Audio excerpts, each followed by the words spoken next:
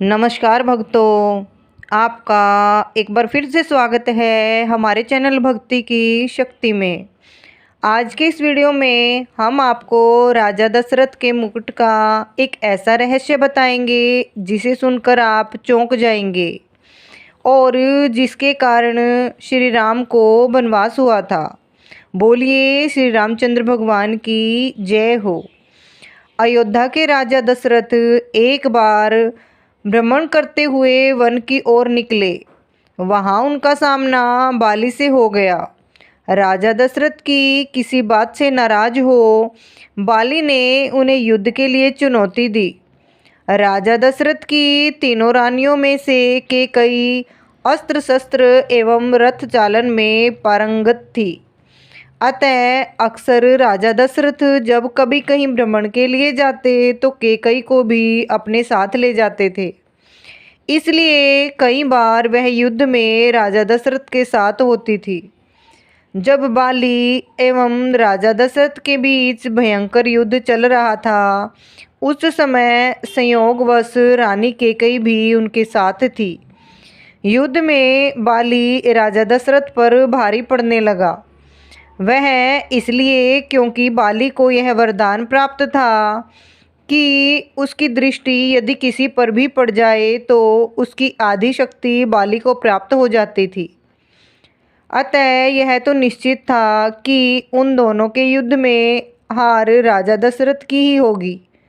राजा दशरथ के युद्ध हारने पर बाली ने उनके सामने एक शर्त रखी।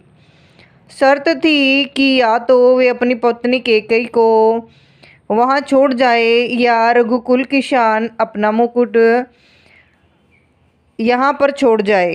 तब राजा दशरथ को अपना मुकुट वहाँ छोड़ रानी कैकेयी के साथ वापस अयोध्या लौटना पड़ा। रानी कैकेयी को यह बात बहुत दुखी।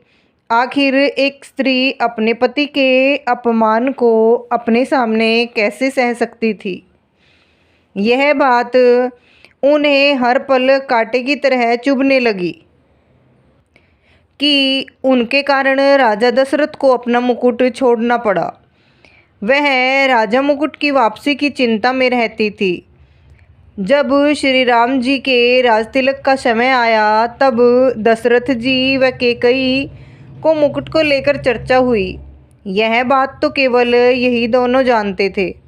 कैकेयी ने जब श्री राम के वनवास का कलंक अपने ऊपर ले लिया था और श्री राम को वन भिजवाया तथा रघुकुल की आन को वापस लाने के लिए उन्होंने श्री राम से कहा कि बाली से मुकुट वापस लेकर आना है। श्री राम जी ने जब बाली को मारकर गिरा दिया, उसके बाद उनका बाली के साथ संवाद होने लगा। प्रभु ने अपना परिचय देकर बाली से अपने कुल के शान मुकुट के बारे में पूछा था। तब बाली ने बताया, रावण को मैंने बंदी बनाया था। जब वह भागा तो साथ में छल से वह मुकुट भी लेकर भाग गया। प्रभु मेरे पुत्र को सेवा में ले लें, वह अपने प्राणों की बाजी लगाकर आपका मुकुट लेकर आएगा। जब अंगद श्री राम जी के दूत बनकर रावण की सभा में गए, वहां उन्होंने सभा में अपने पैर जमा दिए और उपस्थित वीरों को अपना पैर हिलाकर दिखाने की चुनौती दी। रावण के महल के सभी योद्धा ने अपनी पूरी ताकत अंगद के पैर को हिलाने में लगाई, परंतु कोई भी योद्धा सफल नहीं हो पाया।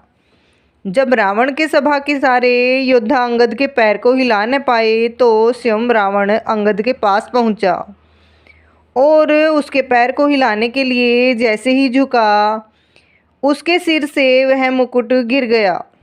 अंगद वह मुकुट लेकर वापस श्री राम के पास चले आए। यह महिमा थी रघुकुल के राज मुकुट की। राजा दशरथ के पास से मुकुट गया तो उन्हें पीड़ा झेलनी पड़ी। बाली से जब रावण वह मुकुट लेकर गया तो बाली को अपने प्राणों को आहुति देनी पड़ी। इसके बाद जब अंगद रावण से वह मुकुट लेकर गया तो रावण के भी प्राण गए तथा कैकेयी के कारण ही रघुकुल के लाज बच चुकी। यदि कैकेयी श्री राम को वनवास नहीं भेजती तो रघुकुल सम्मान वापस नहीं लौट पाता।